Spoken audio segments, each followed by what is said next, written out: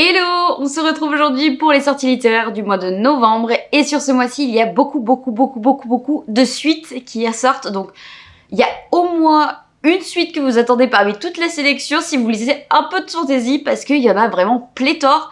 Donc comme d'habitude on découpe la vidéo en premier tome ou one shot, ensuite avec les suites de saga et enfin avec les sorties poche.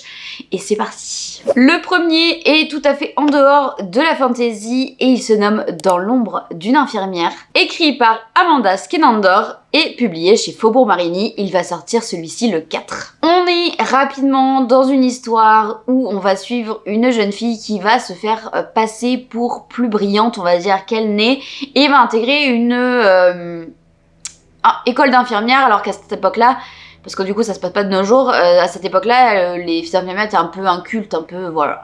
Et donc là c'est une école qui est un peu prestigieuse, sauf qu'en fait de fil en aiguille il va se passer plutôt beaucoup de choses pour notre jeune fille et elle va en fait commencer à avoir des problèmes le jour où elle va commencer à poser des questions sur un certain patient. Et ça a l'air vraiment sympa, moi celui-là me fait vraiment de l'œil, donc je vais attendre les premiers avis et je verrai. Le 6 va sortir chez Hugo Stardust, The Temptation of Magic de Megan Scott, dans lequel on va suivre une empyréenne, Nicole, qui est capable de tuer n'importe quel être surnaturel. Mais elle souhaite garder ce secret puisque sinon, ceux qui sont en charge du coup de régir tout ce qui est autour du surnaturel, s'ils la repèrent, en gros, ils vont lui demander de devenir une chasseresse et ça, il en est hors de question. Donc elle va se cacher dans un campus universitaire et elle va commencer à poser des questions et elle va trouver même un dernier message laissé par sa mère qui permet de comprendre ce que c'est l'éveil, sauf que quelqu'un d'autre va venir le shipper avant elle et elle va se retrouver un peu dans le caca, la dame. Elle va donc être obligée de collaborer avec cet être surnaturel. Et ça va pas toujours très bien se passer entre eux puisque ils font partie d'un camp adverse. De plus, si l'être surnaturel découvre qui elle est vraiment, il va se mettre à la pourchasser à son tour, sauf que rien ni personne ne peut échapper à l'éveil. Ça a l'air très mystérieux, on sait pas vraiment ce que c'est l'éveil, mais ça me titille, je sais pas, j'avais vu d'énormes bons avis en VO, et vraiment, celui-là me tente vraiment beaucoup. Le 6 va sortir chez Didier Jeunesse, Atalante de Cassandre Lambert, l'autrice du très connu L'Empire des Femmes, qui était sorti, je crois, chez Hachette à ce moment-là, je ne suis pas sûre de ce que je raconte. En tout cas, elle est sortie au livre de poche cette année, donc si vous n'avez pas essayé, vous pouvez y aller. On va donc suivre Atalante, qui est une exception bénie des dieux. Personne ne peut rivaliser avec sa rapidité, avec ses qualités.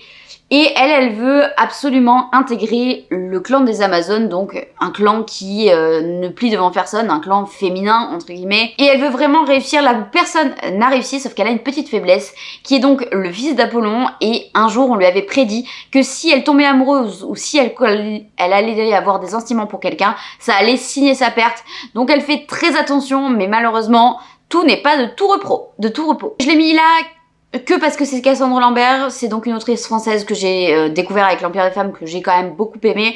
Donc là j'ai vraiment envie de lui laisser sa chance et de voir autre chose de ce qu'elle peut proposer. Après j'ai un peu peur que ce soit un petit peu trop jeunesse pour moi, je ne sais pas, je verrai en fonction des avis de ceux qui l'ont déjà reçu ou qui vont le lire dans les prochaines semaines pour savoir si je le tente ou si je ne le tente pas. Une autre sortie que j'attends avec grande impatience, c'est Nous de Christelle Dabos qui va sortir chez Gallimard Jeunesse le 7 novembre. Donc voilà, le retour encore de Christelle Dabos. Je veux vraiment découvrir son titre qui est a priori une dystopie. Le résumé est un petit peu nébuleux puisque c'est fait exprès de la part de l'autrice. On va donc suivre deux personnages, une qui est protectrice de l'autre et on est dans un monde, nous, qui est parfait. Voilà. Mais la question qu'on se pose c'est est-ce que vraiment tout est parfait?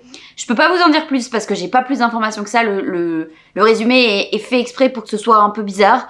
Voilà, pour nous donner envie. Après, c'est une autrice qui est tellement reconnue qu'elle peut faire ce genre de choses. Puisque de toute façon, beaucoup de gens vont quand même foncer sur son bouquin. Même si le dernier que j'ai lu en date, c'est Ici et seulement ici. Et j'avais pas trop accroché parce que j'ai eu du mal à tout comprendre. Mais bon, on va dire que ça peut le faire. Le suivant est encore une sortie que j'attends avec grande impatience. C'est Atlas Hunter de Kristen Ciccarelli qui va sortir chez Pocket Jeunesse le 7 novembre. C'est une sortie que j'attends vraiment beaucoup parce que j'ai vu tellement d'avis positifs en VO. J'ai vraiment hâte de savoir de quoi, pourquoi, à quel point ça a été autant encensé. Je veux vraiment découvrir. Et donc c'est une saga young adulte pour l'instant qui compte 2 tomes je crois de mémoire en VO. On se trouve dans un monde où les sorcières sont tombées, toute la magie est tombée et donc on est sur une ascendance d'une nouvelle république. Et on va suivre plus particulièrement Rune qui est une descendante de la lignée des sorcières. Même si elle a gardé son très haut rang, on va dire au niveau social, elle continue de se faire passer la nuit pour le Crimson Mouth, c'est-à-dire avec 2 autres amis, en fait un espèce de petit clan les sorcières des policiers en fait qui veulent la mort de toutes les sorcières. Lorsqu'un sauvetage tourne mal, notre amie Rune va se rapprocher de Gédéon, un des plus puissants chasseurs de sorcières, afin de lui soutirer des informations. Sauf que celui-ci va se découvrir qu'en gros, les bateaux de cette dernière ont été utilisés afin d'exfiltrer certaines sorcières. Et donc, il va se rapprocher d'elle aussi pour en savoir plus. Donc, ils sont en train de tous les deux, je sais pas, s'auto-arnaquer. Enfin, s'entre-arnaquer plutôt. Et comme d'habitude, c'est quand commence à naître des petits sentiments que ça va commencer à tourner mal. Voilà, il me fait très envie. J'ai très hâte de savoir pourquoi ça fait autant de bruit. J'ai hâte. Je vais pas tarder, je pense, après les premiers jours de le prendre, je pense. Le 14 va sortir chez De Saxus, La lumière qui nous aveugle de Andy Darcy Théo, qui est une fantasy young adulte. On va suivre Alexis qui a été adopté et toutes les nuits, ces nuits sont peuplées de cauchemars et il ne lui reste rien de sa vie d'avant, il ne lui reste qu'un petit pendentif bleu, un peu mystérieux. Il va se retrouver aspiré avec 3 autres adolescents qui ont la même amulette que lui vers un monde parallèle, le monde des élémentaires. Et il découvre qu'ils sont les héros d'une prophétie ancestrale. Ils vont donc devoir sauver cette planète, sauf que les démons d'Alexis et son passé vont remonter et mettre un peu le chaos parmi tout ça. Pareil, ça peut être très sympa. Peut-être un petit peu trop jeunesse, je sais pas encore, je vais attendre les premiers avis, voir si vraiment je me lance ou pas. Mais pour une fois, c'est un héros masculin qui a pas l'air d'être le mec badass un peu bizarre. On verra. Et enfin le dernier, c'est Là où l'obscurité demeure de Abbé Poranek, qui va sortir donc le 26 novembre chez Céleste. En gros, c'est une romance gothique qui, selon les dires, croise Belladonna et Galante, donc Belladonna de Adaline Gress et Galante de Vie Schwab. Et visiblement, ce serait un mélange entre les deux. Je ne vous dirai pas plus le résumé que ça parce que j'ai pas très envie de savoir de quoi il en retourne. Je pense que c'est le genre de livre où j'ai pas trop envie d'en savoir, mais je pense que c'est parfait pour la saison automnale. Voilà. Je me laisserai porter si jamais je vois les avis qui sont positifs. On en a fini avec les premiers tomes et les one-shots. Vous avez vu, par rapport au mois dernier et le mois d'avant, il y en a vraiment pas beaucoup. On passe aux suites de saga et comme d'habitude, je ne m'éternise pas, je vous donne des mots-clés. Si j'ai plus d'informations que ça, je vous en donne, mais je ne m'éternise pas sur la chose. La première suite sort chez Bookmark le 6 novembre et c'est La Cité des Ruines, le 2e tome de Witchwalker, je crois, qui a été écrit par Carissa Wicks, dans lequel on va suivre 2 personnages qui ont affaire à de la magie et à des sorcières. C'est une fantasy adulte, je crois, qui avait pas convaincu tout le monde. Je crois qu'il y avait plus d'avis positifs en VO que en VF.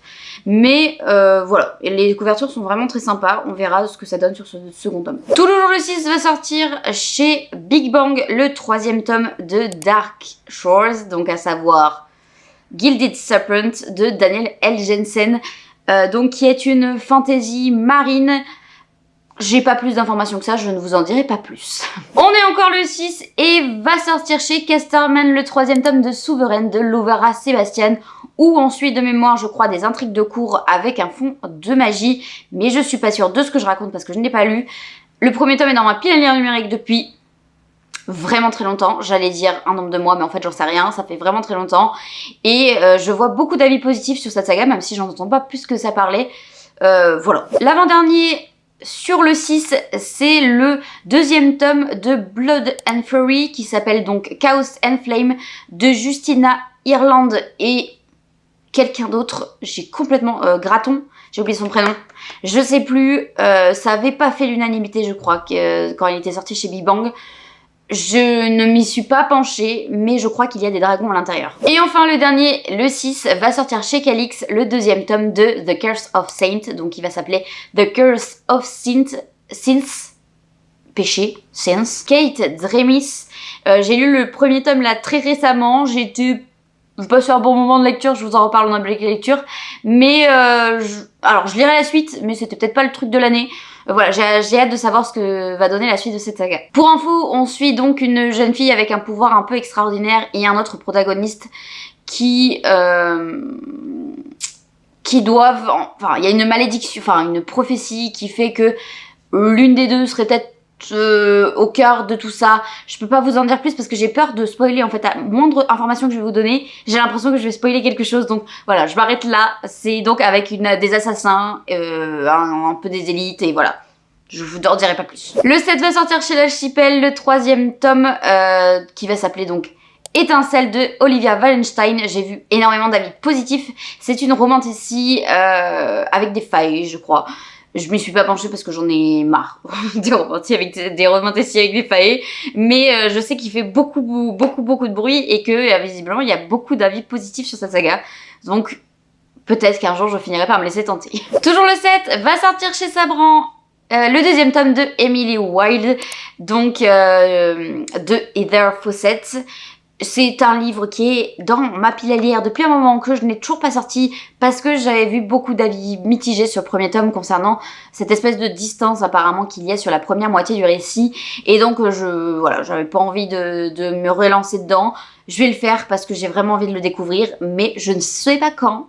Ça, c'est toujours la question. Le 7 va sortir le 2e tome de Ilos de Marion Brunet, que je n'ai pas lu. Je crois que c'est une espèce de, pas de dystopie, mais en gros, c'est un peu apocalyptique avec une histoire autour de l'eau. J'ai pas plus d'informations que ça va donc sortir chez Pocket Jeunesse. Le 13 va sortir le 2e tome des Brest de la guerre, donc Le Pacte du sang de Carissa Broadbent. Chez Bookmark, lui c'est pareil, il a fait beaucoup de bruit, beaucoup moins que Le Serpent et le Descendant de la Nuit, mais il y en a beaucoup qui sont dirigés dessus, qui ont été un petit peu déçus par rapport à l'autre. Mais bon, voilà, je pense que je finirai par me laisser tenter et essayer aussi parce que visiblement cette autrice fait beaucoup de bruit positivement sur les réseaux et donc j'aimerais vraiment essayer une de ces deux sagas. Je ne sais pas lequel. Normalement, il faudrait que je lise Le Serpent et le Descendant de la Nuit parce que ça fait partie des 12 livres à lire par 12 books ta copine. Où je ne suis pas à jour alors qu'il reste 2 mois. Je pense qu'il va falloir que j'accélère un petit peu si je veux réussir à faire tout ça. Mais voilà, je finirai par découvrir cette autrice d'une manière ou d'une autre. Une sortie que j'attends avec beaucoup d'impatience. Ça sort le 13 et c'est le tome 3 de Absolu de Margot Dessen. C'est donc la fin de la trilogie. C'est une dystopie dans laquelle on va suivre en fait certains personnages qui vont être envoyés dans une zone où il y a un monstre qui sévit et le but c'est donc de désactiver ce monstre là, enfin de le tuer. J'avais adoré, enfin vraiment j'ai adoré le premier tome, j'ai adoré le 2e tome, ce qui n'ont rien à voir l'un avec l'autre, mais vraiment je ne peux que vous conseiller cette saga qui est vraiment hyper prenante, il y a des vrais enjeux, il y a des vrais questionnements. J'ai adoré vraiment cette saga, j'ai trop hâte d'avoir le dernier tome, je pense que je n'ai pas tardé beaucoup avant de le sortir de là. Le 13 toujours va sortir chez Brajlon, le 2e tome de A Marvelous Light qui est donc A Restless Truth, je sais pas comment on le dit, de Freya Marks. C'est donc une histoire de fantasy historique dans lequel on va suivre plusieurs personnages. Je crois que dans le premier tome il y avait une romance homosexuelle, donc MM.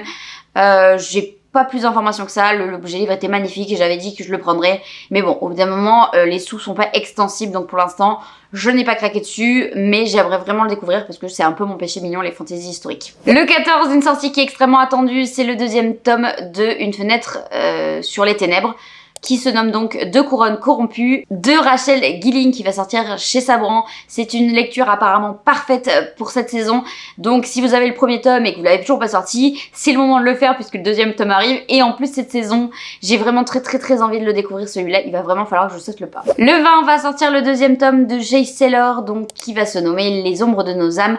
J'ai vu extrêmement beaucoup d'avis positifs sur le premier tome, vraiment il a fait grand bruit et tout le monde a été hyper pris par apparemment les enjeux politiques et tout ça, et vraiment j'ai très envie de le découvrir aussi. Toujours le 20 va sortir le 3e tome de Twin Crowns, qui est donc Burning Crowns de Catherine Doyle et Catherine Weber, qui va sortir donc chez Bayard, qui va sortir chez Bayard. C'était le B, j'étais presque, j'étais pas loin. J'ai jamais sauté le pas sur cette saga qui est donc une romantasy, je crois, avec de la royauté, avec des jumelles, je crois, qui sont pas destinées à faire la même chose. J'ai pas plus d'informations que ça, c'est Young Adult, mais voilà, j'en sais pas plus que ça. Le 21 va sortir chez De Saxus, le 3e tome de Beast of Prey de Ayana Gray. Donc c'est une saga que moi j'ai déjà terminée puisque je l'ai lu en VO. J'ai été extrêmement déçue du tome 2 et du tome 3 où je me suis quand même beaucoup ennuyée. Donc voilà, si vous avez tenté, peut-être que ça vous plaira beaucoup plus à moi. Je suis quasiment certaine que ça peut plaire à d'autres personnes, mais moi, avec moi, ça ne l'a pas du tout fait et vraiment c'est pas une saga que je recommanderais au premier abord comme ça. Mais si jamais vous lisez le 3e tome, n'hésitez pas à me faire un retour pour voir si je suis la seule et dans ce cas-là ou s'il y en a d'autres qui finalement ont beaucoup apprécié. Et enfin, la toute dernière suite qui est extrêmement attendue aussi et que j'ai déjà terminé en VO, c'est le 2e tome de Divine Rivalité, donc à savoir Ruthless Vows. J'ai pas le nom en français, honnêtement, je suis pas allée chercher. Il sort le 28 chez De Saxus et il a été écrit par Rebecca Ross. On est dans une histoire de romantasy historique dans lequel on va suivre Iris qui est journaliste et qui se tire la bourre avec Roman Kitt pour avoir la place de chroniqueur en chef. Et en parallèle de ça, elle va envoyer une lettre à son frère qui est censé rester sans réponse puisqu'il a été disparu à la guerre. Finalement, quelqu'un va lui répondre, mais ce n'est pas son frère. J'ai vraiment adoré le premier tome, j'étais un petit peu déçue du deuxième, mais j'ai vu énormément d'avis positifs sur le second tome en VO, donc il ne peut que vous plaire, j'espère que vous ne serez pas dessus comme moi. Je vous souhaite la meilleure lecture pour ce 2e tome. Et enfin, on passe aux sorties poche. J'en ai repéré 4 ou 5, je crois. Et la première, c'est Scholomance, le tome 3, qui va sortir le 6 chez J'ai lu de mémoire, qui a été écrit par Naomi Novik, où on est donc dans une académie de magie un peu particulière, un peu glauque. J'ai très envie de découvrir cette saga depuis qu'elle est sortie en poche, donc il va falloir que je le fasse parce que là c'est le dernier tome. Donc à un moment donné, j'ai plus de raison de pas craquer. Il y a tout qui est sorti. Toujours le 6 va sortir All of Us Villain, qui était sorti chez Bayard en grand format. Il va sortir chez le livre de poche jeunesse. C'est 2 autrices qui ont écrit ce livre-là, j'ai pas les noms. Et j'ai très hâte de le découvrir aussi. Je pense que je vais peut-être le recevoir en service presse, la version poche. Donc voilà, je pense que celui-là il sera lu d'ici au mois prochain. On passe au 20, il va sortir en version poche Wicked, donc la véritable histoire de la sorcière de l'Ouest de Grégory je sais pas comment on le dit, chez Brajlon Poche.